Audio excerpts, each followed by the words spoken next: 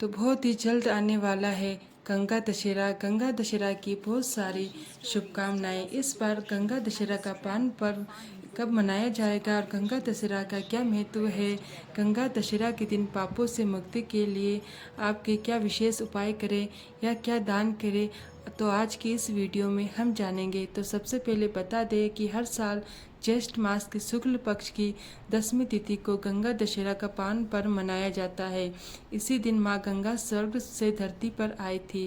राजा भागीरथ ने अपने पूर्वजों की आत्मा की शांति के लिए उन्हें मोक्ष प्रदान करने के लिए कठोर तप किया था और राजा भागीरथ के तप से प्रसन्न होकर माँ गंगा धरती पर आने के लिए तैयार हो गई।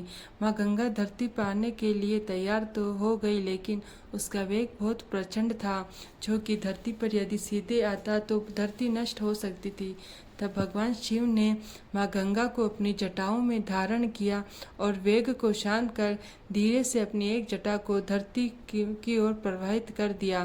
तो इसी तिथि को ज्येष्ठ मास की शुक्ल पक्ष की 10वीं तिथि को माँ गंगा धरती पर आई, इसलिए इस दिन गंगा दशहरा का पावन पर्व मनाया जाता है।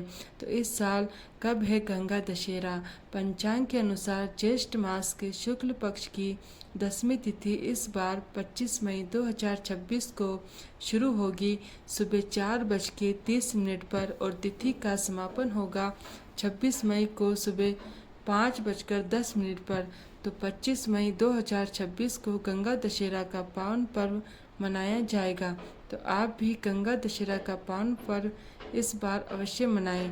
आपने देखा होगा गंगा दशहरा के दिन जो हमारे पवित्र तीर्थ हैं, हरिद्वार, वाराणसी, प्रयागराज, ऋषिकेश, हरिद्वार में बहुत भीड़ लगती है और ऋषिकेश और प्रयागराज में भी। तो आप वहाँ पर जाकर गंगा स्नान करके भगवान सूर्य को अर्घ्य देते हैं और फिर दान करना चाहिए यदि आपके पास समय हो तो।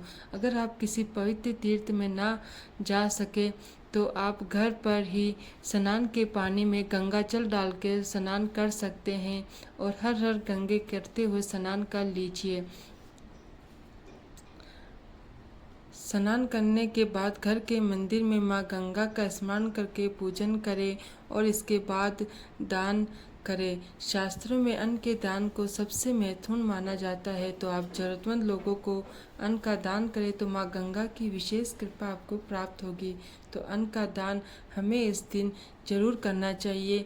माँ गंगा पापों से मुक्ति दिलाने वाली है, इसलिए गंगा दशहरा का दिन जो लोग माँ गंगा का पूजन करते हैं, गंगा में स्नान करते हैं या दान करते हैं, उनके पाप नष्ट होते हैं। तो पापों से मुक्ति के लिए आपके ये विशेष उपाय हैं और बहुत ही सरल उपाय हैं। आपको समय मिले तो गंगा स्नान कर लीजिए। अगर गंगा में नहीं है तो आप अपने घर में ही नहाने के पानी में गंगा जल मिलाकर स्नान कर सकते हैं। और इसके बाद कुछ सामग्री पहले से घर में लाकर रख लें, जैसे ऋतु फल में जो इस मौसम में फल मिलते हैं, खरबूजा, तरबूज, केला और चावल, दाल, आटा, नमक। इसके साथ ही हरी सब्जी। दान करने के लिए कुछ वस्त्र, सफ़ेद रंग के कुर्ता, धोती या किसी पंडित जी को भी दान कर सकते हैं और कोई भी वस्त्र ले सकते हैं। इसके साथ ही गर्मी का समय है तो आप एक घड़ा उसमें जल भरकर भी किसी ज़रूरतमंद व्यक्ति को दान कर सकते हैं। ये जो सामग्री है आप लेकर आएँ। फल, चावल, दाल, आटा, नमक, ये सामग्री और वस्त्र कुछ दक्षिणा रखकर दान कर दे। माँ गंगा का स्मरण करें और मन ही मन पाप से मुक्ति की प्रार्थना करें। ये दान आप गंगा दशहरा के दिन करेंगे तो माँ गंगा की कृपा से पापों से मुक्ति मिलेगी और इस दान का कई गुना बढ़कर फल आपको प्राप्त होगा।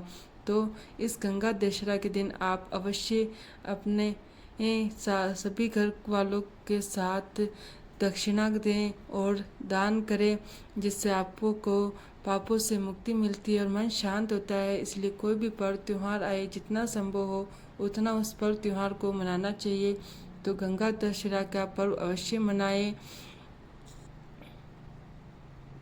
कमेंट में ज़रूर लिखें गंगा मैया की जय और आपके अपने चैनल मंत्रा पूजा को सब्सक्राइब करना ना भूलें। हरे कृष्णा।